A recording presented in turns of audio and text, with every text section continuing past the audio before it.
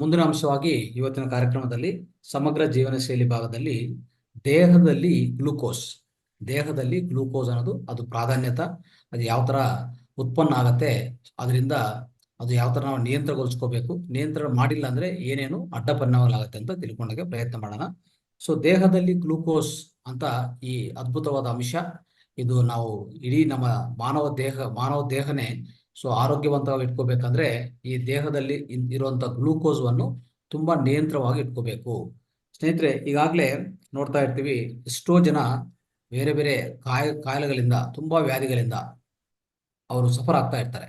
ಪ್ರತಿಯೊಂದಕ್ಕೂ ಪ್ರಧಾನ ಕಾರಣ ನೋಡಕ್ ಹೋದ್ರೆ ಖಂಡಿತವಾಗಿ ನಿಮ್ಗೆ ಗ್ಲೂಕೋಸ್ ಅಂತ ತೋರಿಸ್ತಾ ಇರ್ತದೆ. ಆ ಗ್ಲೂಕೋಸ್ ಅನ್ನೋದು ಅಷ್ಟು ಪ್ರಾಧಾನ್ಯವಾದ ಅಂಶ ನಮ್ಮ ಈ ಮಾನವ ದೇಹ ಆರೋಗ್ಯಕ್ಕೆ. ಸೊ ಪ್ರಧಾನವಾಗಿ ದೇಹ ಆರೋಗ್ಯಕ್ಕೆ, ಫಿಸಿಕಲ್ ಬಾಡಿ ಆರೋಗ್ಯಕ್ಕೆ ಈ ಗ್ಲೂಕೋಸ್ ಅನ್ನೋದು ತುಂಬಾ ಪ್ರಾಧಾನ್ಯ ಅಂಶ. ಮತ್ತೆ ಇದು ಅರ್ಥ ಮಾಡ್ಕೊಳಕ್ ಮುಂಚೆ ಸ್ವಲ್ಪ ನಾವು ಸಸ್ಯಗಳಲ್ಲಿ ಈ ಗ್ಲೂಕೋಸ್ ಬಗ್ಗೆ ತಿಳ್ಕೊಳ್ಳೋಣ. ನೋಡಿ, ಸಸ್ಯಗಳು ಯಾವ ತರ ಏನ್ ಮಾಡತ್ತಂದ್ರೆ ಈ ಸಸ್ಯಗಳನ್ನು ಗ್ಲೂಕೋಸ್ ಅನ್ನು ಉತ್ಪನ್ನ ಆಗ್ತಾ ಇರ್ತದೆ. ಯಾವ ತರ ಉತ್ಪನ್ನ ಆಗುತ್ತೆ? ಮೊದಲನೇದಾಗಿ ಸಸ್ಯಗಳು ಏನ್ ಮಾಡತ್ತೆ, ಸೂರ್ಯನ ಬೆಳಕು ತಗೊಂತದೆ, ಮತ್ತೆ ಕಾರ್ಬನ್ ಡೈಆಕ್ಸೈಡ್ ತಗೊಂತದೆ, ಅದನ್ನ ನೀರಾಂಶ ತಗೊಂತದೆ. ಈ ಮೂರನ್ನು ಸೇರಿಸ್ಕೊಂಡು ಫೋಟೋಸಿಂಥಸಿಸ್ ಅಂತ ಹೇಳ್ತಾ ಇರ್ತೀವಿ. ಅಂದ್ರೆ ದ್ರುತಿ ಸಂಶ್ಲೇಷಣೆಯ ಪ್ರಕ್ರಿಯೆ ಕೊನಸಾಗತ್ತೆ ಅಲ್ವಾ.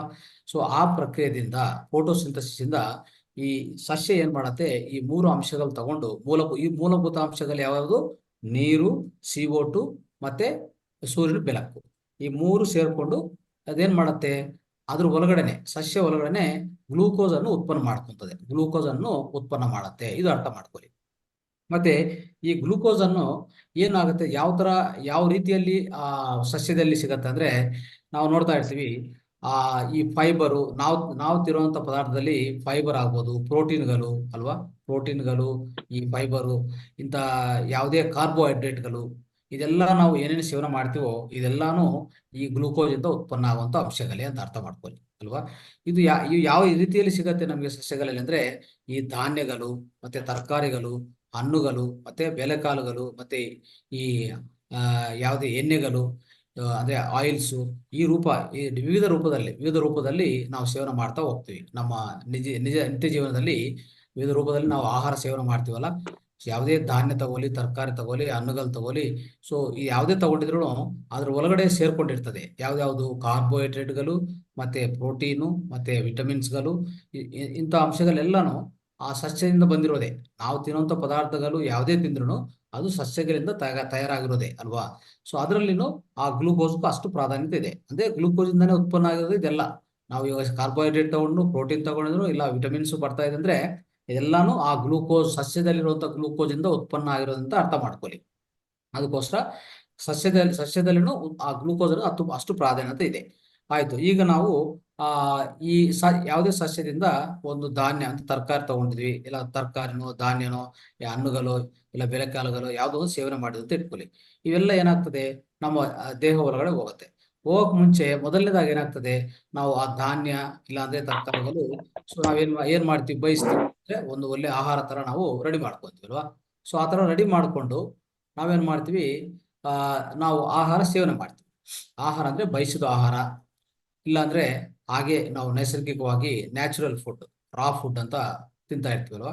ಯಾವುದೇ ತಿಂದ್ರೂ ಮೊದಲನೇದಾಗಿ ಏನಾಗ್ತದೆ, ನಾವು ಬಾಯಲ್ಲಿ ಇಟ್ಕೊಂಡಿದ ತಕ್ಷಣ ಅಲ್ಲಿ ನಮ್ಮ ಈ ಲಾಲಾಜಲ ಅಂತ ಈ ಸಲೈವ ಜೊತೆಗೆ ಆಹಾರ ಮಿಕ್ಸ್ ಆಗತ್ತೆ ಚೆನ್ನಾಗಿ. ಅಲ್ಲಿ ನಾವೇನ್ ಮಾಡ್ತೀವಿ, ಸ್ವಲ್ಪ ಪಚನ ಮಾಡ್ತೀವಿ, ನಮ್ಮ ಬಾಯಲ್ಲೇ ತುಂಬಾ ಪಚನ ಮಾಡ್ತೀವಿ. ಅದಕ್ಕೆ ಯಾವಾಗ್ಲೂ ಹೇಳ್ತಾ ಇರ್ತೀವಿ, ಅರ್ಥ ಮಾಡ್ಕೊಳ್ಳಿ. ನಾವು ಯಾವಾಗ ಯಾವುದೇ ಆಹಾರ, ಈಗ ಹೇಳಿರುವಂತ ಆಹಾರಗಳು ಯಾವುದೇ ಆಹಾರ ನೀವು ಸೇವನೆ ಮಾಡಿದ್ರೆ ಅದು ಬಯಸಿರೋದಾಗ್ಬೋದು, ರಾ ಫುಡ್, ನೈಸರ್ಗಿಕ ಫುಡ್ ಆಗ್ಬೋದು, ನೈಸರ್ಗಿಕ ಆಹಾರ ಆಗ್ಬೋದು, ಯಾವುದೇ ನಾವು ಬಾಯಲ್ಲಿ ಇಟ್ಕೊಂಡ ತಕ್ಷಣ ಅಲ್ಲಿಂದನೇ ಡೈಜೆಷನ್ ಶುರು ಆಗುತ್ತೆ.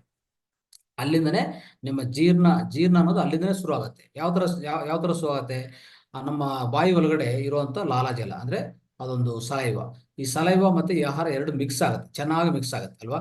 ಅಲ್ಲಿ ನಾವು ಪಚನ ಅಂದ್ರೆ ತುಂಬಾ ನಾವು ಪಚನ ಮಾಡ್ತೀವಲ್ಲ, ಅಲ್ಲಿ ಎಲ್ಲ ಚೆನ್ನಾಗಿ ಮಿಕ್ಸ್ ಆಗಿ ಒಂದು 50% ಹೇಳ್ಬೇಕಂದ್ರೆ 50% ಇಲ್ಲೇ ಬಾಯಲ್ಲಿ ಡೈಜೆಷನ್ ಆಗಿ ಮತ್ತೆ ಕೆಳಗಡೆ ಹೋಗೋದು, ಆಹಾರ ನಾಳದಿಂದ ಮತ್ತೆ ಜೀರ್ಣಕೋಶಕ್ಕೆ ಸೇರ್ಕೊಳ್ಳೋದು. ಈ ತರ ಆಗ್ತಾ ಇರ್ತದೆ. ಆದ್ರೆ ನಾವೇನ್ ಮಾಡ್ತೀವಿ, ನಮ್ಮ ಜೀವನದಲ್ಲಿ ನೋಡ್ಕೊಳ್ಳಿ, ನಾವು ಯಾವಾಗ್ಲೂ ಈ ಬಾಯಲ್ಲಿ ಇಟ್ಕೊಳ್ಳೋದು ತಕ್ಷಣ ನಾವು ಮಿಂಗ್ತೀವಿ, ಅಂದ್ರೆ ಒಳಗಡೆ ಹೋಗ್ಬಿಡ್ತದೆ ಅಲ್ವಾ. ಅದು ತಪ್ಪದು. ನಾವೇನ್ ಮಾಡ್ಬೇಕು, ಈಗಾಗ್ಲೇ ನಮ್ಮ ಪೂರ್ವಕಾಲದಿಂದ ಬಂದಿರುವಂತ ಜ್ಞಾನ ಏನಂದ್ರೆ 32 ಸರಿ ನೀವು ಈ ಆಹಾರನ ಪಚನ ಮಾಡಬೇಕು. ಅಂದ್ರೆ ಚೆನ್ನಾಗಿ ಆಹಾರನು ಅಲ್ಲೇ 32 ಸಾರಿ ನಾವು ಪಚನ ಮಾಡಿದ ಏನಾಗುತ್ತೆ, ಕಂಪ್ಲೀಟ್ ಅಲ್ಲೇ ಒಂಥರ ಲಿಕ್ವಿಡ್ ಆಗ್ಬಿಡ್ತದೆ, ಅಂದ್ರೆ ಪೂರ್ತಿ ದ್ರವ ಪದಾರ್ಥ ಆಗ್ಬಿಡ್ತದೆ. ಆ ದ್ರವ ಪದಾರ್ಥ ಯಾವ ಜೊತೆಗೆ, ಈ ಸಲೈವ ಜೊತೆಗೆ. ಈ ಸಲೈವ ಅಂದ್ರೆ ಲಾಲಾಜಲ, ಅದೆರಡು ಮಿಕ್ಸ್ ಆಗಿ ಚೆನ್ನಾಗಿ ನಾವು ಒಂದು 32 ಸರಿ ನಾವು ಒಳಗಡೆ ಪಚನ ಮಾಡ್ಕೊಂಡ್ರೆ ಅಲ್ಲಿ 50% ಡೈಜೆಷನ್ ಕಂಪ್ಲೀಟ್. ಅಂದ್ರೆ 50% ನಿಮ್ಮ ಜೀರ್ಣ ಅನ್ನೋದು ಆಗ್ಬಿಟ್ಟಿದೆ. ಅವಾಗ ಒಳಗಡೆ ಹೋದ್ಮೇಲೆ ಜೀರ್ಣಕೋಶ ಮೇಲೆ ಜಾಸ್ತಿ ಒತ್ತಡ ಆಗಲ್ಲ. ಜಾಸ್ತಿ ಒತ್ತಡ ಆಗಲ್ಲ, ಅವಾಗ ಜೀರ್ಣ ಅನ್ನೋದು ತುಂಬಾ ಚೆನ್ನಾಗಿ ಆಗ್ತದೆ ಅಲ್ವಾ. ಈಗ ಏನಾಯ್ತು, ಬಾಯಿಯಿಂದ ಆಹಾರ ನಾಳದಿಂದ ಜೀರ್ಣಕೋಶಕ್ಕೆ ಹೋಯ್ತು. ಈ ಜೀರ್ಣಕೋಶ ಒಳಗಡೆ ಏನೇನಿರುತ್ತೆ ಅಲ್ಲಿ, ಜಠರಾಗ್ನಿ ಇರುತ್ತೆ. ಜಠರಾಗ್ನಿ ಅದಕ್ಕೆ ಮತ್ತೆ ಪಚನ, ಮತ್ತೆ ಇನ್ನು 50% ಇದೆಲ್ಲ ಅದೆಲ್ಲ ಪಚನ ಮಾಡಕ್ಕೆ.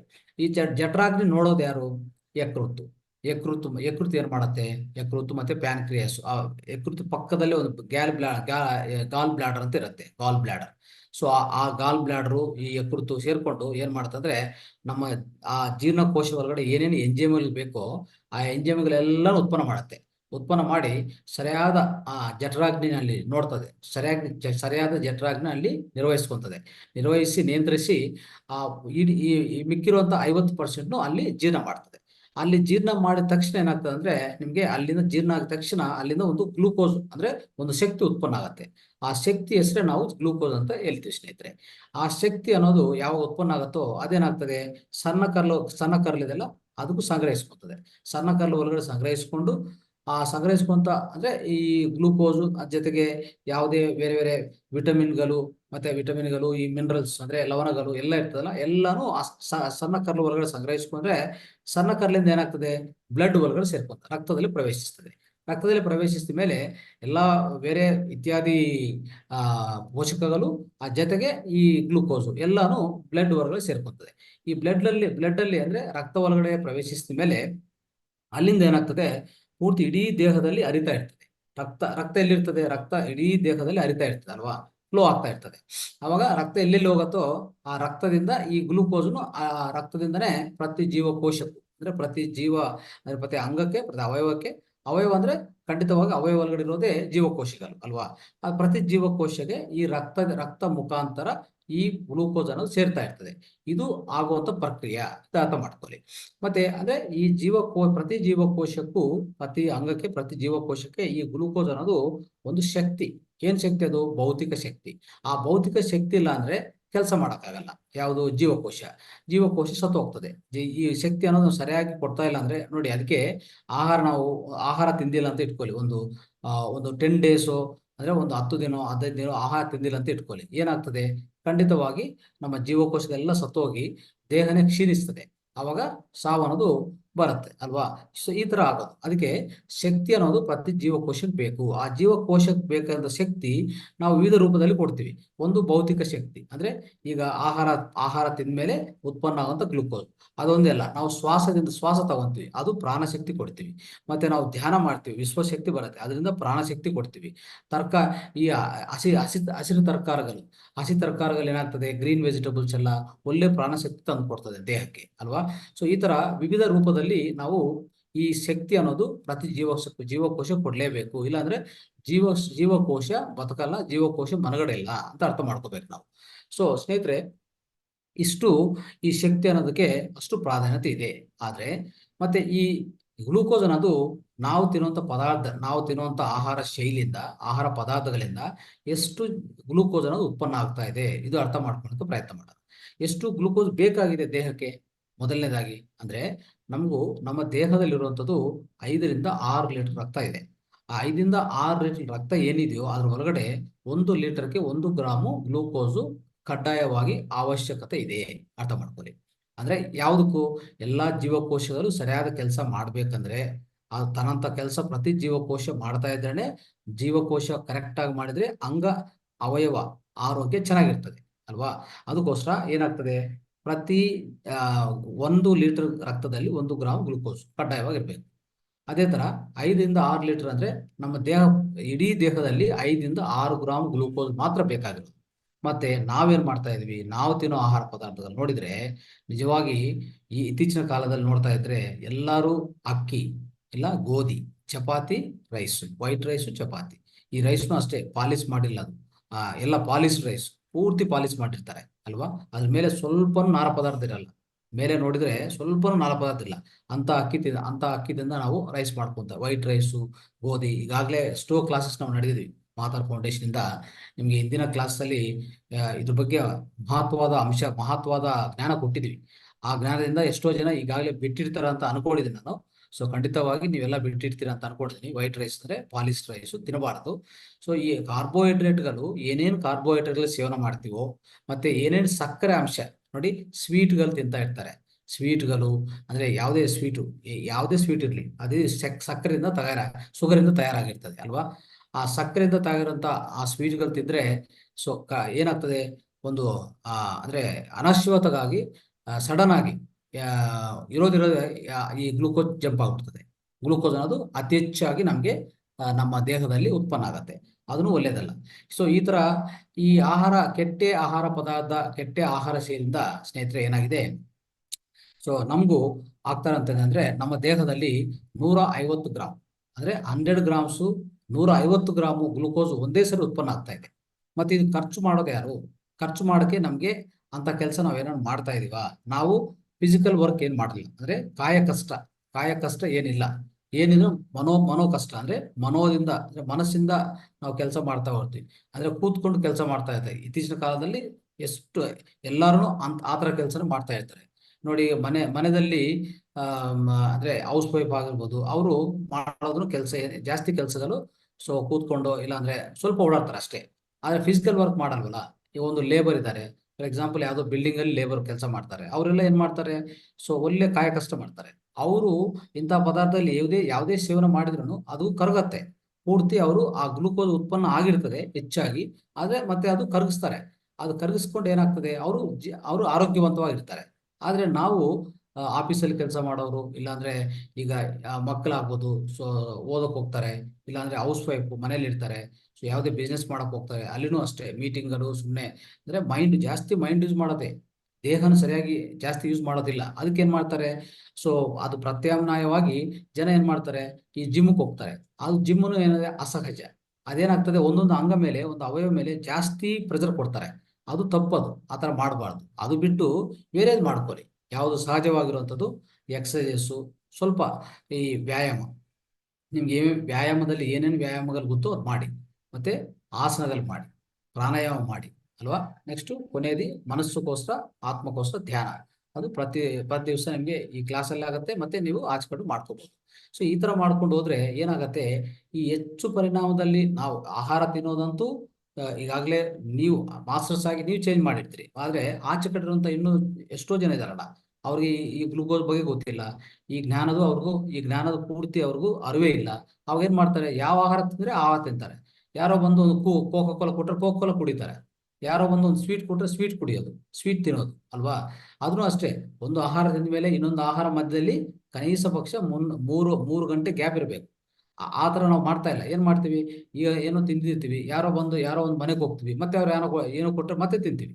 ಈ ತರ ತಿಂತಾ ಇದ್ರೆ ನಾವೇನಾಗ್ತದೆ, ಒಂದು ಆಹಾರ ನಮ್ಮ ಜೀರ್ಣಾಶಯ ಒಳಗಡೆ ಇನ್ನೂ ಪೂರ್ತಿ ಜೀರ್ಣ ಆಗಿ ಮತ್ತೆ ದೊಡ್ಡ ಕರ್ಲಿಗೆ ಹೋಗಿ ಅಲ್ಲಿ ಸಂಗ್ರಹಿಸಿಕೊಂಡು ವ್ಯರ್ಥ ಪದಾರ್ಥವಾಗಿ ಆಚೆ ಕಡೆ ಹೋಗಿಲ್ಲ ಅಂದ್ರೆ ಅಟ್ಲೀಸ್ಟ್ ಆ ದೊಡ್ಡ ಕರ್ಲವರೆಗೂ ಸೇರ್ಕೊಂಡದವರೆಗೂ ನಾವು ಖಾಲಿ ಕೊಡ್ಬೇಕಲ್ಲ ಹೊಟ್ಟೆಗೆ.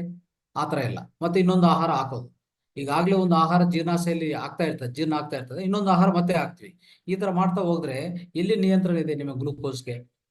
ಗ್ಲೂಕೋಸ್ ಅನ್ನೋದು ನೋಡಿ ಸ್ನೇಹಿತರೆ, ನೀವು ಕೊಡೋ ಆಹಾರನು ನಿಧಾನವಾಗಿ ಕ್ರಮೇಣ ಅಂದ್ರೆ ಸ್ಟೆಪ್ ಬೈ ಸ್ಟೆಪ್ ಕೊಡ್ತಾ ಇದ್ರೆ ಬರುವಂತ ಆ ಗ್ಲೂಕೋಸ್ನು ದೇಹ ಏನ್ ಮಾಡ್ತದೆ, ಸ್ಟೆಪ್ ಬೈ ಸ್ಟೆಪ್ ಒಂದು ಸೊ ಕ್ರಮೇಣ ಅದು ಉಪಯೋಗಿಸ್ಕೊಂತ ಹೋಗ್ತದೆ. ಅವಾಗ ಏನಾಗ್ತದೆ, ನಿಮ್ಗೆ ಯಾವ ತೊಂದರೆ ಆಗಲ್ಲ.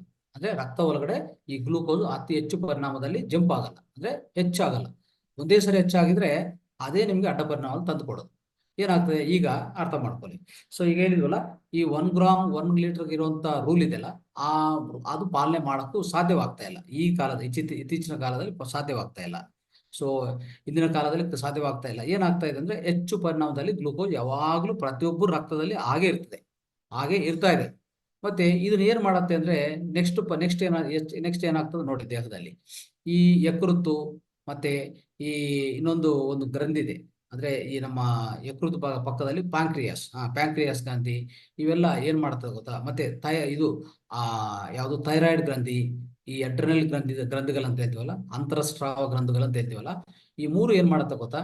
ಈ ಹೆಚ್ಚು ಪರಿಣಾಮದಲ್ಲಿರುವಂತ ಗ್ಲೂಕೋಸು ಏನು ಇವರು ಯೂಸ್ ಮಾಡಕ್ಕೆ ಆಗ್ತಾ ಇಲ್ಲ, ಅಂದ್ರೆ ನಾವು ದೇಹದಿಂದ ಅದು ಉತ್ಪನ್ನ ಆಗಿರುವಂತ ಅತಿ ಹೆಚ್ಚು ಪರಿಣಾಮದಲ್ಲಿ ಈಗಾಗಲೇ ಸೇರ್ಕೊಂಡಂತ ಗ್ಲೂಕೋಸ್ನು ನಾವು ಕರಗಿಸ್ತಾ ಇಲ್ಲ, ಇವ್ರು ಏನು ದೇಹ ಕಷ್ಟ ಮಾಡ್ತಾ ಇಲ್ಲ ಅಂತ ಹೇಳ್ಬಿಟ್ಟು ಸ್ವಲ್ಪ ನೋಡಿದ ತಕ್ಷಣ ಏನ್ ಮಾಡುತ್ತೆ ಗೊತ್ತಾ, ಈ ಮೂರುನು ಅದ್ರ ಕೆಲಸ ಬೇರೆ. ಯಾವುದು ಲಿವರ್ ಕೆಲಸ, ಪ್ಯಾನ್ಕ್ರಿಯಾಸ್ಗೆ, ಅಂತಸ್ರಾವ ಗ್ರಂಥಿಗಳಿಗೆ ಅವ್ರ ಕೆಲಸ ನಮ್ಮ ದೇಹವನ್ನು ಶುದ್ಧೀಕರಣ ಮಾಡೋದು, ಡೈಜೆಷನ್ ಮಾಡೋದು, ಇಂಥ ಕೆಲಸ ಎಲ್ಲ ಬಿಟ್ಬಿಟ್ಟು ಎಲ್ಲಿಗೆ ಬರತ್ತಂದ್ರೆ ಈ ಹೆಚ್ಚು ಗ್ಲೂಕೋಸ್ ಈಗಾಗಲೇ ರಕ್ತದಲ್ಲಿ ಹರಿತಾ ಇರ್ತದಲ್ಲ, ಅದು ಏನ್ ಮಾಡ್ಬೇಕಂತ ಗೊತ್ತಿಲ್ಲ, ಎಲ್ಲ ತಗೊಂಡು ಅದನ್ನು ಕೊಬ್ಬಿನಾಂಶ ಆಗಿ, ಮತ್ತೆ ಟ್ರೈಗ್ಲಿಸರೈಡ್ಸ್ ಆಗಿ, ಮತ್ತೆ ಅದಾದ್ಮೇಲೆ ಒಂದು ಕೊಲೆಸ್ಟ್ರಾಲ್ ಆಗಿ, ಅಥವಾ ಗ್ಲೂಕೋಸಿನ್ ಪ್ಯಾಕೆಟ್ಸ್ ಆಗಿ 4 ತರ ಪರಿವರ್ತನೆಗೊಳಿಸ್ತದೆ ನೋಡಿ. ಇದೆಲ್ಲ ಪರಿವರ್ತನೆಗೊಳಿಸಿ ಏನ್ ಮಾಡತ್ತೆ, ತಗೊಂಡೋಗಿ ರಕ್ತ ನಾಳ ಒಳಗಡೆ ಗೋಡೆಗೆ ಅಂಟಿಸ್ತದೆ. ಗೋಡೆಗೆ ಅಂಟಿಸೋದು, ಮತ್ತೆ ನಮ್ಮ ದೇಹದಲ್ಲಿ ವಿವಿಧ ಭಾಗದಲ್ಲಿ ಕೊಬ್ಬಿನಾಂಶವಾಗಿ ಅಂಟಿಸೋದು, ಇದೆಲ್ಲ ಮಾಡ್ತಾ ಹೋಗ್ತದೆ. ಆವಾಗ ಏನಂದ್ರೆ ಅದು ಆತರ ಸಂಗ್ರಹಿಸಿಕೊಂಡು ಆತರ ಇಡ್ತದೆ.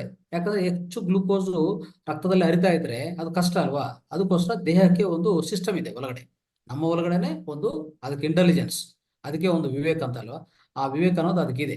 ಅದಕ್ಕೆ ಈ ತರ ಮಾಡಿ ಆ ತರ ಪಕ್ಕ ಇಡ್ತಾ ಹೋಗ್ತದೆ, ಅಂದ್ರೆ ಆ ಗ್ಲೂಕೋಸ್ ಖಾಲಿ ಮಾಡ್ತಾ ಹೋಗ್ತದೆ. ಸೊ ಮತ್ತೆ ಗ್ಲೂಕೋಸ್ ಬರುತ್ತಲ್ಲ, ಅವಾಗ ಅದಕ್ಕೂ ಸ್ಥಳ ಬೇಕಲ್ಲ, ಅದಕ್ಕೋಸ್ಕರ ಈ ತರ ಮಾಡ್ತಾ ಹೋಗ್ತದೆ. ಅವಾಗ ನಿಮ್ಗೆ ಏನಾಗ್ತದೆ, ನೋಡಿ ಹೆಚ್ಚು ಗ್ಲೂಕೋಸ್ ಏನಾಗಿದೆ, ಕೊಬ್ಬಾಂಶವಾಗಿ, ಕೊಲೆಸ್ಟ್ರಾಲ್ ಅಂಶವಾಗಿ, ಟ್ರೈಗ್ಲಿಸರೈಡ್ಸ್ ಆಗಿ, ಗ್ಲೂಕೋಸಿನ್ ಪ್ಯಾಕೆಟ್ 4 ತರ ಪರಿವರ್ತನೆಗೊಳಿಸ್ಕೊಂಡಿದೆ. ಈ ಕೊಬ್ಬು ಅಂಶ ಹೆಚ್ಚಾಗಿ ದೇಹದಲ್ಲಿ ಎಲ್ಲಾ ಕಡೆ ಸೇರ್ತಾ ಇರ್ತದೆ. ಆವಾಗ ನಿಮ್ಗೆ ಒಬೆಸಿಟಿ ಸ್ಟಾರ್ಟ್. ಮತ್ತೆ ಈ ಇನ್ನೊಂದು ಕೊಲೆಸ್ಟ್ರಾಲ್ ಆಗಿ ರಕ್ತನಾಳ ಗೋಡಲಿಗೆ ಅಂಟಿಸ್ತದೆ. ಸೊ ಅದರಿಂದ ಏನಾಗ್ತದೆ, ನಿಮ್ಗೆ ರಕ್ತನಾಳಗಳು ಸಣ್ಣದಾಗದೆ ಏನಾಗ್ತದೆ, ಹೃದಯ ಏನ್ ಮಾಡ್ಬೇಕು, ರಕ್ತನ ಪಂಪ್ ಮಾಡ್ಬೇಕಲ್ಲ, ರಕ್ತವನ್ನು ಒಂದು ಅಂಗಕ್ಕೆ ಇನ್ನೊಂದು ಅಂಗಕ್ಕೆ ಪ್ರತಿಯೊಂದು ಜೀವಕೋಶಕ್ಕೆ ಸೇರಿಸ್ಬೇಕಂದ್ರೆ ರಕ್ತವನ್ನು ಹೃದಯನೇ ಪ್ರಧಾನ ಕಾರಣ ಅಲ್ವಾ. ದೇಹ ಅಂದ್ರೆ ನಮ್ಮ ಆ ಹಾರ್ಟ್ ಏನ್ ಮಾಡುತ್ತೆ ಅಂದ್ರೆ, ಆ ಹಾರ್ಟ್ ಪಂಪ್ ಮಾಡುವಾಗ ಈ ದೇಹ ರಕ್ತನು ಪ್ರಸಾರ ಮಾಡುವಾಗ ಏನಾಗ್ತದೆ, ಅಲ್ಲಿ ಒತ್ತಡ ಅನ್ನೋದು ಪೇಸ್ ಆಗುತ್ತೆ, ಒತ್ತಡ ಅನ್ನೋದು ಎದುರ್ಕೊಂತದೆ. ಯಾಕೆ, ರಕ್ತನಾಳ ಸಣ್ಣದಾಗಿದೆ.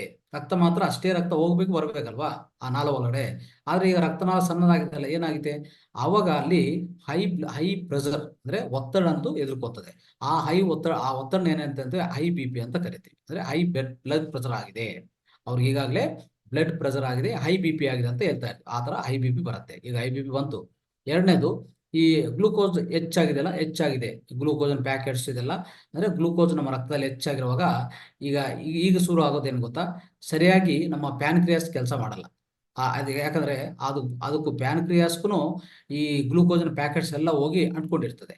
ಅದಕ್ಕೋಸ್ಕರ ಈ ಪ್ಯಾನ್ಕ್ರಿಯಾಸ್ನು ಸರಿಯಾಗಿ ಇನ್ಸುಲಿನ್ ಅನ್ನು ಪ್ರೊಡ್ಯೂಸ್ ಮಾಡಲ್ಲ, ಇನ್ಸುಲಿನ್ ಉತ್ಪನ್ನ ಮಾಡಲ್ಲ. ಇನ್ಸುಲಿನ್ ಅನ್ನೋದು ಇನ್ಸುಲಿನ್ ಅನ್ನೋದು ಒಂದು ನಮ್ಮ ದೇಹದಲ್ಲಿ ಬೇಕಾಗಿರುವಂತ ಒಂದು ಅಂಶ. ಆ ಅಂಶವನ್ನು ಇನ್ಸುಲಿನ್ ಸರಿಯಾಗಿ ಉತ್ಪನ್ನ ಮಾಡಲ್ಲ ಯಾವುದು, ಪ್ಯಾನ್ಕ್ರಿಯಾಸ್. ಅವಾಗ ಏನಾಗ್ತದೆ, ಟೈಪ್ 1 ಡಯಾಬಿಟಿಸ್, ಟೈಪ್ 2 ಡಯಾಬಿಟಿಸ್. ಈಗ ನೋಡಿ, ಹೃದಯಕ್ಕೆ ಸಂಬಂಧ ರೋಗಗಳು ಬಂತು, ಯಾಕಂದ್ರೆ ಈ ಹೈ ಬ್ಲಡ್ ಪ್ರೆಷರ್ ಇಂದ. ಸೊ ಹೃದಯಕ್ಕೆ ಸಂಬಂಧ ರೋಗಗಳು, ಮತ್ತೆ ಹೈ BP, ಆಮೇಲೆ ಟೈಪ್ 1 ಟೈಪ್ 2 ಡಯಾಬಿಟಿಸ್, ಇದರಿಂದ ಇನ್ನೂ ಅಡ್ಡ ಪರಿಣಾಮ ಜಾಸ್ತಿ ಇದೆ ಸ್ನೇಹಿತರೆ. ಅಂದ್ರೆ ಇದು ಹೇಳ್ಬೇಕಂದ್ರೆ ಯಾರಿಗಾದ್ರೂ ಕ್ಯಾನ್ಸರ್ ಬಂದಿದ್ರೆ ಕ್ಯಾನ್ಸರ್ನು ಹೆಚ್ಚು ಮಾಡುತ್ತೆ. ಇಂಥ ಪರಿಸ್ಥಿತಿ ಇರೋರಿಗೆ ಗ್ಲೂಕೋಸ್ ಹೆಚ್ಚು ದೇಹದಲ್ಲಿ ಇದ್ರೆ ಏನಾಗ್ತದೆ, ಅವ್ರಿಗೂ ಕ್ಯಾನ್ಸರ್ ಇನ್ನೂ ಹೆಚ್ಚಾಗ್ತದೆ. ಅದಕ್ಕೋಸ್ಕರ ನಾವು ನೋಡ್ಕೊಳ್ಳಿ, ನಮ್ಮ ಕ್ಲಾಸಲ್ಲಿ ಎಷ್ಟೋ ನಾವು ಬ್ಯಾಚ್ಗಳು ಮಾಡಿದ್ವಿ, ಅದೆಲ್ಲಾನು ನಾವು ಗ್ಲೂಕೋಸ್ ಬಗ್ಗೆ ತುಂಬಾ ಕೂಲಂಕುಷವಾಗಿ ಎಕ್ಸ್ಪ್ಲೇನ್ ಮಾಡ್ತೀವಿ. ಯಾಕಂದ್ರೆ ಇದು ಎಷ್ಟು ಪ್ರಾಮುಖ್ಯತೆ ಅಂಶ ಅಂದ್ರೆ, ಇದೊಂದು ನಾವು ನಿಯಂತ್ರಣ ಮಾಡ್ಕೊಂಡ್ರೆ ನಿಜವಾಗಿ ಪ್ರತಿಯೊಂದು ನಾವು ನಿಯಂತ್ರಿಸ್ಕೋಬಹುದು. ನಮಗೂ ಯಾವ್ದು ರೋಗಗಳು ಬರಲ್ಲ, ರೋಗಗಳು ಬಂದ್ರೂ ಬೇಗ ನಾವು ಆಚೆ ಕಡೆ ಬರ್ಬೋದು, ಅಂತ ಪ್ರಾಮುಖ್ಯದ ಅಂಶ ಇದು. ಅದಕ್ಕೋಸ್ಕರ ಪ್ರತಿಯೊಬ್ಬರು ತಿಳ್ಕೊಂಡು ದಯವಿಟ್ಟು ಪಾಲನೆ ಮಾಡಿ. ಸೊ ಆಗ ನಿಮ್ಗೂ ಎಲ್ಲಾ ರೋಗಗಳು, ಯಾವ ರೋಗ ಬರಲ್ಲ, ಬಂದಿದ್ರು ಸುಧಾರವಾಗತ್ತೆ, ಅದು ಅರ್ಥ ಮಾಡ್ಕೊಳ್ಳಿ. ಸೊ ಅದಕ್ಕೋಸ್ಕರ ನೋಡಿ, ಈ ಗ್ಲೂಕೋಸ್ ಹೆಚ್ಚಾಗ್ತಾ ಇರುವಾಗ ಇಷ್ಟು ಅಡ್ಡಪ್ಪನವಲ್ ಆಗ್ತಾ ಇರ್ತದೆ ಸ್ನೇಹಿತರೆ. ಸೊ ಇದು ಅರ್ಥ ಮಾಡ್ಕೊಂಡು ನಾವು ಪ್ರತಿ ಸರಿನೂ ನಮ್ಮ ಈ ಗ್ಲೂಕೋಸವನ್ನು ನಿಯಂತ್ರಣವಾಗಿ ಇಟ್ಕೋಬೇಕು.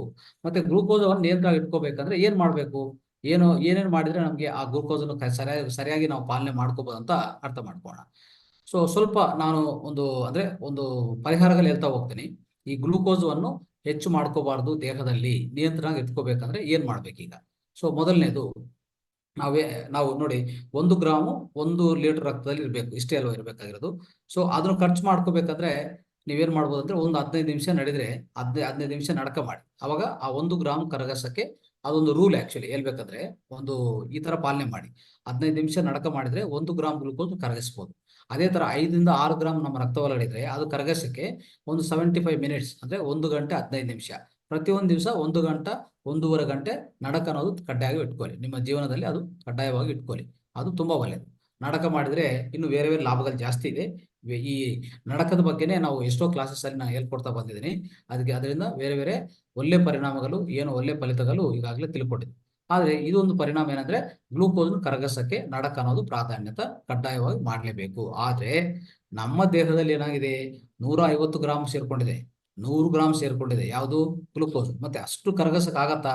ಅಷ್ಟು ಕರಗಸಕ್ಕೆ ಎಷ್ಟು ನಾವು ನಡಕ ಮಾಡಬೇಕು? 30 ಗಂಟೆ ನಡಿಬೇಕಾಗತ್ತೆ. ಒಂದೇ ಸರಿ 30 ಗಂಟೆ ನಡಿಬೇಕು. ಅದು ಸಾಧ್ಯ ಇಲ್ಲ, ಸಾಧ್ಯವೇ ಆಗಲ್ಲ. ಅದಕ್ಕೋಸ್ಕರ ಇದು ನಡಕ ಅನ್ನೋದು ಕಮ್ಮಿ, ಅಂದ್ರೆ ನಮ್ಮ ದೇಹ ಒಳಗಡೆ ಸ್ವಲ್ಪ ನಿಯಂತ್ರಣವಾಗಿ ಗ್ಲೂಕೋಸ್ ಇದ್ರೆ, ಪ್ರತಿಯೊಂದು ದಿವಸ ನಾವು ನಡಕ ಅನ್ನೋದು ಮಾಡ್ತಾ ಇದ್ರೆ, ನಾವು ಮತ್ತೆ ಫ್ರೆಶ್ ಆಗಿ ಮತ್ತೆ ಆಹಾರ ತಿನ್ನಕ್ಕೆ ಅವಕಾಶ ಕೊಡುತ್ತೆ. ಈಗ ನೋಡಿ, 5 ಗ್ರಾಮ್ ಗ್ಲೂಕೋಸ್ ಅಂತ ಇದೆ ಅಂತ ಇಟ್ಕೊಳ್ಳಿ. ನಿಮ್ಮ ರಕ್ತ ಹೊರಗಡೆ ಈಗಾಗಲೇ 5 ಗ್ರಾಮ್ ಅಂತ ಇದೆ ಅಂತ ಇಟ್ಕೊಳ್ಳಿ. 5 ಗ್ರಾಮ್ ನಾವು ಕರಗಿಸಿದ್ರೆ ಏನಾಗ್ತದೆ, ಮತ್ತೆ ನಮ್ಗೆ ಹಸು ಆಗತ್ತೆ, ನಮ್ಗೆ ಮತ್ತೆ ಆಹಾರ ತಿನ್ಬೋದು, ಫ್ರೆಶ್ ಆಗಿ ಮತ್ತೆ ಗ್ಲೂಕೋಸ್ ನಾವು ಉತ್ಪನ್ನ ಮಾಡ್ಕೋಬಹುದು. ಆ ತರ ನಿಮ್ಗೆ ದೇಹ ಅವಕಾಶ ಕೊಡ್ತಾ ಇರ್ತದೆ. ಯಾವಾಗ ಕಮ್ಮಿ ಇದ್ರೆ. ಮತ್ತೆ ಹೆಚ್ಚಾಗಿದ್ರೆ ಏನ್ ಮಾಡೋದು? ಹೆಚ್ಚಾಗಿದ್ರೆ ಸ್ವಲ್ಪ ಹೊತ್ತು ನೋಡತ್ತೆ, ಆಮೇಲೆ ಈ ಯಕೃತ್ತು, ಈ ಬೇರೆ ಅಂತಸ್ರಾವ ಗ್ರಂಥಿಗಳೆಲ್ಲ ಈಗಾಗಲೇ ಹೇಳಿದ್ರೆ ಆ ತರ ಬೇರೆ ತರ ರೂಪ, ಅಂದ್ರೆ ಬೇರೆ ತರ ಪರಿವರ್ತನೆಗೊಳಿಸ್ತದೆ. ಅವಾಗ ಅದೆಲ್ಲ ನಿಮ್ಗೆ ಬೇರೆ ಬೇರೆ ರೋಗಗಳು ಶುರು ಆಗತ್ತೆ. ಆದ್ರೆ ಅದೆಲ್ಲ ಆ ಗ್ಲೂಕೋಸ್ ಉತ್ಪನ್ನ ಆಗೋದೇ ನಿಧಾನವಾಗಿ ಉತ್ಪನ್ನ ಮಾಡಿದ್ರೆ, ನಿಧಾನವಾಗಿ ಅಂದ್ರೆ ನಮ್ಗೆ ಎಷ್ಟು ಬೇಕೋ ಅಷ್ಟು ಮಾತ್ರ ಉತ್ಪನ್ನ ಆಗ್ತಾ ಬಂದ್ರೆ ಅವಾಗ ಏನಾಗ್ತದೆ, ಅದು ತುಂಬಾ ಒಳ್ಳೇದಲ್ವಾ. ಅಂದ್ರೆ ನಮ್ಮ ದೇಹದಲ್ಲಿ ನಾವು ಏನೇ ಆಹಾರ ಪದಾರ್ಥ ತಿಂದ್ರು, ಆಹಾರ ಹೆಂಗಿರ್ಬೇಕಂದ್ರೆ, ನಮ್ಗೆ ಎಷ್ಟು ಗ್ಲೂಕೋಸ್ ಬೇಕೋ ಅಷ್ಟೇ ಉತ್ಪನ್ನ ಮಾಡ್ತಾ ಹೋಗ್ಬೇಕು. ಅಂದ್ರೆ ಈ ಕ್ಷಣದಲ್ಲಿ ಈ ಸಮಯದಲ್ಲಿ ಎಷ್ಟು ಗ್ಲೂಕೋಸ್ ಬೇಕು? 1 ಗ್ರಾಮು. ಈ 1 ಗ್ರಾಮು ಅಂದ್ರೆ ರಕ್ತದಲ್ಲಿ 1 ಲೀಟರ್ಗೆ 1 ಗ್ರಾಮ್ ಅಂದ್ರೆ 5 ಗ್ರಾಮ್. ಸೊ ಆ ತರ ನಿಯಂತ್ರಣವಾಗಿ ಗ್ಲೂಕೋಸ್ ಉತ್ಪನ್ನ ಆಗ್ತಾ ಹೋದ್ರೆ ನಿಮ್ಗೂ ತುಂಬಾ ಒಳ್ಳೇದು. ಅಂದ್ರೆ ನಿಮ್ಗೆ ಯಾವುದು ಹೆಚ್ಚು ಪರಿಣಾಮದಲ್ಲಿ ಗ್ಲೂಕೋಸ್, ಸೊ ಅಂದ್ರೆ ಒಂದೇ ಸರಿ ಅಷ್ಟು ಗ್ಲೂಕೋಸ್ ನಿಮ್ಮ ದೇಹದಲ್ಲಿ ಇರಲ್ಲ. ಆವಾಗ ನಿಮ್ಗೆ ಬೇರೆ ಅಡ್ಡ ಪರಿಣಾಮಗಳೆಲ್ಲ ಕಡಿಮೆ ಆಗ್ತಾ ಹೋಗ್ತದೆ, ಯಾವ ರೋಗಗಳು ಬರಲ್ಲ. ಆ ತರ ಮಾಡುವಂತ ಆಹಾರ ಪದಾರ್ಥಗಳು ನಾವು ಸೇವನೆ ಮಾಡಬೇಕು. ಸೊ ಅಂತ ಆಹಾರ ಪದಾರ್ಥದಲ್ಲಿ ಯಾವ್ದಿದೆ ಅಂದ್ರೆ, ಸೊ ನಾವು ಮೊದಲನೇದು ನಾವು ನೆನ್ಪಿಟ್ಕೋಬೇಕಾಗಿರೋದು, ಫೈಬರ್ ಜಾಸ್ತಿ ಇರೋದು ಅಂತ ಅರ್ಥ. ಅಂದ್ರೆ ನಾರ ಪದಾರ್ಥಗಳು ಜಾಸ್ತಿ ಇರುವಂತ ಅಂತ ಆಹಾರ ಪದಾರ್ಥಗಳು ನಾವು ಸೇವನೆ ಮಾಡ್ತಾ ಹೋಗ್ಬೇಕು. ಅದೇನದಂದ್ರೆ, ಈ ಅಕ್ಕಿ ಮತ್ತು ಗೋಧಿ ಇದು ಬದಲಾಗಿ ನಾವೇನ್ ಮಾಡ್ಬೇಕು? ಸಿರಿಧಾನ್ಯಗಳು ಅಲ್ವಾ, ಜವಗೋಧಿ ಮತ್ತೆ ರಾಗಿ, ಈ ಮತ್ತೆ ಸಜ್ಜೆ ಅಲ್ವಾ, ಈ ಅನ್ಪಾಲಿಶ್ಡ್ ರೈಸು, ಇಂತಹ ಪದಾರ್ಥಗಳು ಪ್ರಧಾನ ಆಹಾರವಾಗಿ ಸೇರಿಸ್ಕೊಳ್ಳಿ ಅಂತ ಹೇಳ್ತಾ ಇದ್ವಿ. ಸೊ ಅದ್ರ ಜೊತೆಗೆ ಮತ್ತೆ ಈ ತರಕಾರಿಗಳು, ಬೆಳೆಕಾಳುಗಳು, ಸೊ ಇದೆಲ್ಲ ನೀವು ಇದು ಮಿಶ್ರಣ ಮಾಡ್ಕೊಂಡು, ಒಳ್ಳೆ ಪಲ್ಯ ಮಾಡ್ಕೊಳ್ಳೋದು, ದಾಲ್ ಮಾಡ್ಕೊಳ್ಳೋದು, ಇದೆಲ್ಲ ಮಿಶ್ರಣ ಮಾಡ್ಕೊಂಡು ಸಾಂಬಾರ್ ಇದೆಲ್ಲ ಮಾಡ್ಕೊಂಡು ಅದ್ರ ಜೊತೆಗೆ ನೀವು ಸೇವನೆ ಮಾಡ್ಕೋಬಹುದು, ಸಂಗ್ರಹಿಸ್ಕೋಬಹುದು. ಈ ತರ ಮಾಡ್ಕೊಂಡ್ರೆ ಸ್ನೇಹಿತರೆ, ಯಾವುದೇ ನೀವು ಸಿರಿಧಾನ್ಯಗಳು ತಗೊಳ್ಳಿ, ಸಿರಿಧಾನ್ಯಗಳು ಏನಾಗ್ತದೆ ಅಂದ್ರೆ, ಪ್ರತಿ ಸಿರಿಧಾನ್ಯದಲ್ಲಿ ಹೆಚ್ಚು ಫೈಬರ್ ಅಂಶ ಇದೆ. ಆದ್ರೆ ಅಕ್ಕಿ ಮತ್ತು ಗೋಧಿಲಿ ಎಷ್ಟು ಫೈಬರ್ ಅಂಶ ಇದೆ? ನಾರ ಪದಾರ್ಥ ಇದೆ. ಅಕ್ಕಿದಲ್ಲಿರೋದು ಒಂದು 0.2 ಗ್ರಾಮ್ಸ್, ಅಂದ್ರೆ 0.2 grams out of 100 gram. 100 grams ಅಕ್ಕಿ ತಗೊಂಡ್ರೆ, ಸೇವನೆ ಮಾಡಿದ್ರೆ ನೀವು, ಅದರಲ್ಲಿ 0.2 ಗ್ರಾಮ್ಸ್ ಫೈಬರ್ ಮಾತ್ರ ಸಿಗುತ್ತೆ. ಅಂದ್ರೆ ನಾರ ಪದಾರ್ಥ ಅಷ್ಟೇ ಸಿಗೋದು ನಿಮಗೆ. ಮತ್ತೆ ಗೋಧಿಯಲ್ಲಿ ಅಷ್ಟೇ, ಗೋಧಿಯಲ್ಲಿ 100 ಗ್ರಾಮ್ಸ್ ಗೋಧಿ ತಗೊಂಡ್ರೆ 1.2 ಗ್ರಾಮ್ಸ್ ನಾರ ಪದಾರ್ಥ ಇಷ್ಟೇ ಇರೋದು. ಮತ್ತೆ ಅನ್ಪಾಲಿಶ್ಡ್ ರೈಸ್ ಇದೆಲ್ಲ ತಗೊಂಡ್ರೆ ಇನ್ನೂ, ಅಂದ್ರೆ ಪಾಲಿಶ್ಡ್ ರೈಸ್ ತಗೊಂಡ್ರೆ ಇನ್ನೂ ಕಡಿಮೆ ಆಗ್ತದೆ. ಪಾಲಿಶ್ಡ್ ರೈಸ್ ಅಲ್ಲಿ ಏನು ಇಲ್ಲ, ತುಂಬಾ ಕಡಿಮೆ ಆಗಿರ್ತದೆ. ಸೊ ಇದು ನೀವು ಪ್ರಾಧಾನ್ಯವಾಗಿ ನೋಡ್ಬೇಕಾಗಿರೋದು. ಮತ್ತೆ ಈ ಈ ನಾರ ಪದಾರ್ಥ ಹೆಚ್ಚಾಗಿರುವಂತ ಪದಾರ್ಥಗಳು ಸಿರಿಧಾನ್ಯಗಳು. ಈ ಸಿರಿಧಾನ್ಯ ನೋಡಿದ್ರೆ, ಪ್ರತಿ ಸಿರಿಧಾನ್ಯ, ಒಂದೊಂದು ಸಿರಿಧಾನ್ಯ ನೋಡಿದ್ರೆ, ಒಂದು ನಾವು ಯಾವುದೇ ಬಜ್ರ ತಗೊಳ್ಳಿ, ಸಜ್ಜೆ, ರಾಗಿ, ಇಂಥದ್ದೆಲ್ಲ 3 ಗ್ರಾಮ್ ಇಂದ 5 ಗ್ರಾಮ್, ಅಂದ್ರೆ 3 ಗ್ರಾಮ್ ಇಂದ 5 ಗ್ರಾಮ್, ಒಂದು 100 ಗ್ರಾಮ್ಸು ಧಾನ್ಯದಲ್ಲಿ ಅಷ್ಟು ಸಿಗತ್ತೆ. ಅಂತ ಆಹಾರ ಸೇವನೆ ಮಾಡಿದ್ರೆ ನಮ್ಗೆ ಆ ಈ ಅದೇ ಪಚನ ಆದ್ಮೇಲೆ, ಜೀರ್ಣ ಆದ್ಮೇಲೆ ಗ್ಲೂಕೋಸ್ ಅನ್ನೋದು ನಿಧಾನವಾಗಿ ಉತ್ಪನ್ನ ಮಾಡ್ತಾ ಹೋಗ್ತದೆ ಬ್ಲಡ್ ಒಳಗಡೆ. ಅದು ನಮ್ಗೆ ಈ ಗ್ಲೂಕೋಸ್ ನಿಯಂತ್ರಣ ಮಾಡಕ್ಕೆ ತುಂಬಾ ಸಹಾಯಕಾರಿ ಸ್ನೇಹಿತರೆ, ಅದು ಅರ್ಥ ಮಾಡ್ಕೊಳ್ಳಿ. ಸೊ ಈ ತರ ಅದಕ್ಕೋಸ್ಕರ ನಾವು ಈ ಮುಂದಿನ ಅಂಶದಲ್ಲಿ ನಾಳೆ ಅಂದ್ರೆ ನೆಕ್ಸ್ಟ್ ಸೆಷನ್ ಅಲ್ಲಿ ಮಾರ್ಚ್ ಸೆಷನ್ ಅಲ್ಲಿ ನಾವು ತುಂಬಾ ಈ ಸಿರಿಧಾನ್ಯ ಬಗ್ಗೆ, ಸಿರಿಧಾನ್ಯಗಳು ಯಾವ ತರ ಅಡಿಗೆ ಮಾಡ್ಕೋಬೇಕು, ಎಷ್ಟು ವಿಧಗಳ ಸಿರಿಧಾನ್ಯಗಳಿದೆ, ಏನೇನು ಫೈಬರ್ ಎಷ್ಟೆಷ್ಟು ಇರುತ್ತೆ ಒಂದೊಂದರಲ್ಲಿ, ಸೊ ಅದರಿಂದ ಏನೇನು ರೋಗಗಳನ್ನ ವಾಸಿ ಮಾಡ್ಕೋಬಹುದು, ಸೊ ಅದರಿಂದ ಇನ್ನೇನು ಬೇರೆ ಬೇರೆ ಪದಾರ್ಥಗಳು ಏನೇನು ತಯಾರು ಮಾಡ್ಕೋಬಹುದು ಅಂತ ಸೊ ಕೂಲಂಕಷವಾಗಿ ತಿಳ್ಕೊಳಕ್ಕೆ ಪ್ರಯತ್ನ ಮಾಡ್ತೀವಿ. ಅದು ನೆಕ್ಸ್ಟ್ ಮಾರ್ಚ್ ಅಲ್ಲಿರುವಂತ ಕ್ಲಾಸಸ್ ಇಂದ ಶುರು ಆಗುತ್ತೆ. ಅದು ಆವಾಗ ನೋಡೋಣ. ಈಗ ಸೊ ನಾವು ಈಗ ಹೇಳ್ತಾರಂತ ಅಂಶಗಳು ದಯವಿಟ್ಟು ಇದು ನೀವು ಪಾಲನೆ ಮಾಡ್ಕೊಳ್ಳಿ. ಸೊ ಕಡ್ಡಾಯವಾಗಿ ನಮ್ಮ ಈ ಗ್ಲೂಕೋಸ್ ಅನ್ನು ನಮ್ಮ ನಿಯಂತ್ರಣದಲ್ಲಿ ಇಟ್ಕೋಬೇಕು ಯಾವಾಗ್ಲೂ. ಅಂದ್ರೆ ಸೊ ಇಂಥ ಆಹಾರ ಪದಾರ್ಥಗಳಲ್ಲಿ ಹೆಚ್ಚು ನಾರ ಪದಾರ್ಥ ಇರೋದು ತಿನ್ನಕ್ಕೆ ಪ್ರಯತ್ನ ಮಾಡಿ. ಈ ನಾರ ಪದಾರ್ಥ ಅಷ್ಟೇ, ಫೈಬರ್ ಏನಾಗ್ತದೆ ಗೊತ್ತಾ? ಸೊ ಒಂದು ಸೊಲ್ಯುಬಲ್ ಫೈಬರ್, ಇನ್ನು ಇನ್ಸೊಲ್ಯುಬಲ್ ಫೈಬರ್ ಅಂತ ಇದೆ. ಕರಗಸದ ಫೈಬರ್, ಕರಗಸಲ್ಲ ಅಂತ ಫೈಬರ್. ಸೊ ಒಂದು ಸ್ವಲ್ಪ ಫೈಬರ್ ಕರಗಸ್ತದೆ, ಇನ್ನು ಸ್ವಲ್ಪ ಫೈಬರ್ ಕರಗಸಲ್ಲ. ಸೊ ಅಂದ್ರೆ ಆ ಫೈಬರ್ನು ಫೈಬರ್ ಜಾಸ್ತಿ ಇದ್ರೆ ಯಾವುದೇ ಆಹಾರ ನಾವು ತಿಂದ್ರೆ ಅದರಲ್ಲಿ ಫೈಬರ್. ನೋಡಿ, ಸೊಪ್ಪು ತಿಂತೀವಿ, ಸೊಪ್ಪು ಅಂದ್ರೆ ಸೊಪ್ಪುದಲ್ಲಿ ಸ್ವಲ್ಪ ಫೈಬರ್ ಇರುತ್ತೆ, ತರಕಾರಿಯಲ್ಲಿ ಸ್ವಲ್ಪ ಫೈಬರ್ ಇದೆ ಅಲ್ವಾ? ಇಂಥದ್ದಲ್ಲಿ ನಾವು ತಿಂತಾ ಇದ್ರೆ ಅಂದ್ರೆ ಅದಕ್ಕೆ ನಾವು ರಾ ಫುಡ್ ತಿನ್ನುವಾಗ ಏನಾಗ್ತದೆ, ಈ ಫೈಬರ್ ಸರಿಯಾಗಿ ನಮ್ಮ ದೇಹಕ್ಕೆ ಸೇರತ್ತೆ. ಸೊ ಅದರಿಂದನೇ ಫೈಬರ್ ಯಾವುದೇ ಆಹಾರ ಪದಾರ್ಥದಲ್ಲಿ ನಾವು ಫೈಬರ್ ಚೆನ್ನಾಗಿದ್ರೆ ಅದರಿಂದ ಎರಡು ಲಾಭಗಳಿದೆ. ಒಂದು, ನಿಮ್ಮ ಡೈಜೆಷನ್ ಅಂದ್ರೆ ಜೀರ್ಣ ಅನ್ನೋದು ನಿಧಾನವಾಗಿ ಆಗತ್ತೆ. ಅಂದ್ರೆ ನೋಡಿ, ನಾವು ಪೂರ್ವ ಕಾಲದಲ್ಲಿ ನಮ್ಮ ಆ ಅಜ್ಜಿ ತಾತ ಎಲ್ಲ ಏನ್ ಮಾಡ್ತಾ ಇದ್ರು, ಬೆಳಗ್ಗೆ ಒಂದ್ಸರಿ 9 ಗಂಟೆ ಇಲ್ಲಾಂದ್ರೆ 8 ಗಂಟೆಗೆ 7 ಗಂಟೆಗೆ ತಿಂತಾ ಇದ್ರು. ಸಾಯಂಕಾಲ ಅವರು 5-6 ಗಂಟೆವರೆಗೂ ಏನು ತಿನ್ನಲ್ಲ, ಮಧ್ಯದಲ್ಲಿ ಏನು ಊಟ ಮಾಡಲ್ಲ, ಏನ್ ಮಾಡಲ್ಲ. ಆದ್ರೆ ಮತ್ತೆ ಏನಾಗ್ತಾ ಇತ್ತು, ಅವಾಗ ತಿಂತಾರ ಆಹಾರ ಪದಾರ್ಥಗಳೆಲ್ಲ ಈ ಅಕ್ಕಿ ಗೋಧಿ ಅಲ್ಲ, ಅವು ತಿಂತಾ ಇರೋದು ಮತ್ತೆ ಇಡ್ಲಿ ದೋಸೆ ಇದೆಲ್ಲಾನು ವೇಸ್ಟೇ. ಇದೆಲ್ಲಾನು ಎಲ್ಲಾನು ಯಾವ್ದ್ರಲ್ಲಿನೂ ಫೈಬರ್ ಇಲ್ಲ, ಅರ್ಥ ಮಾಡ್ಕೊಳ್ಳಿ. ಸುಮ್ಮನೆ ನಿಮ್ಮ ಈ ಅಂದ್ರೆ ನಿಮ್ಮ ಹೊಟ್ಟೆ ನಿಂತ್ಕೊಂಡಕ್ಕೆ ಅಂದ್ರೆ ಪೂರ್ತಿ ನಿಮ್ಗೇನೋ ಆಹಾರ ಬೇಕು ಅಂತ ತಿನ್ನೋದು ಬಿಟ್ಟು ಅದು ಯಾವುದಕ್ಕೂ ಯೂಸ್ ಆಗಲ್ಲ. ಯಾಕಂದ್ರೆ ಅದ್ರ ಒಳಗಡೆ ಫೈಬರ್ ಅಂತೂ ಯಾವುದಿಲ್ಲ, ನಾರ ಪದಾರ್ಥ ಯಾವುದಿಲ್ಲ. ಅದಕ್ಕೋಸ್ಕರನೇ ಯಾವುದೇ ಆಹಾರ ತಿಂದ್ರೆ ಅದ್ರಲ್ಲಿ ನೀವು ಗಮನ ಕೊಡ್ಬೇಕಾಗಿರೋದು ಅದರಲ್ಲಿ ಒಳ್ಳೆ ಈ ಫೈಬರ್ ಕಾಂಪೊನೆಂಟ್ ಇದೆಯಾ, ಅಂದ್ರೆ ನಾರ ಪದಾರ್ಥ ಇದೆಯಾ ಅಂತ ತಿಳ್ಕೊಂಡು ನೀವು ತಿಂತಾ ಹೋದ್ರೆ ಅದರಿಂದ ತುಂಬಾ ಅತ್ಯುತ್ತಮ ಫಲಿತಗಳು ಈಗ ಈ ತರ ಸಿಗತ್ತೆ.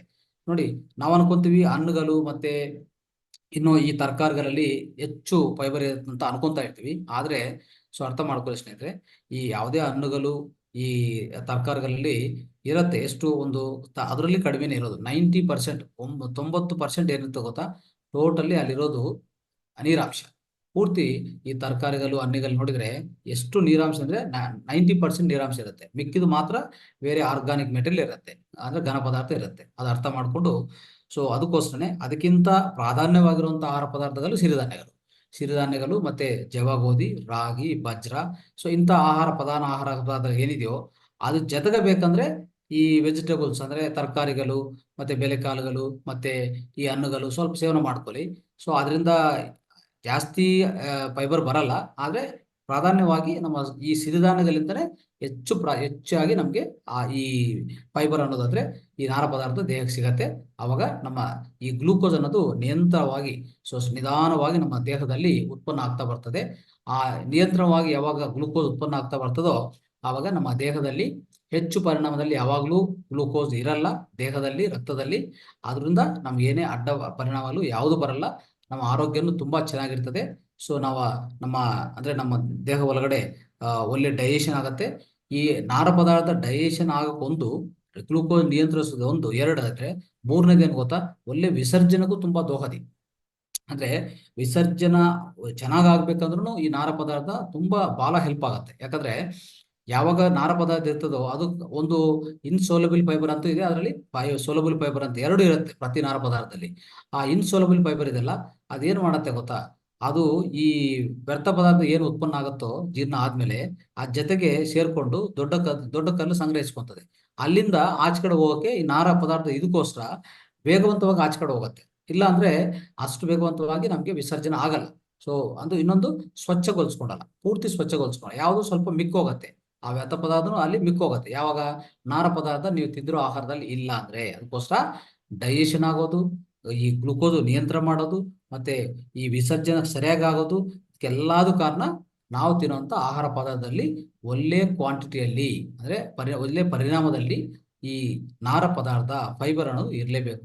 ಇದೆಲ್ಲ ನೋಡಿಕೊಂಡು ದಯವಿಟ್ಟು ಇದೆಲ್ಲ ಪಾಲನೆ ಮಾಡ್ತೀವಿ ಅಂತ ಹೇಳ್ತಾ, ಈ ಆರೋಗ್ಯ ಶೈಲಿಯಲ್ಲಿ ಈ ನಮ್ಮ ಗ್ಲೂಕೋಸ್ ನಿಯಂತ್ರಣ ಅಂದ್ರೆ ದೇಹದಲ್ಲಿ ಗ್ಲೂಕೋಸ್ ಅಂತ ಇಂಥ ಅಂಶವನ್ನು ತಿಳ್ಕೊಳ್ಳೋಕೆ ಪ್ರಯತ್ನ ಮಾಡಿ ಸ್ನೇಹಿತರೆ. ಸೊ ಇದು ಅದ್ಭುತವಾದ ವಿಷಯ.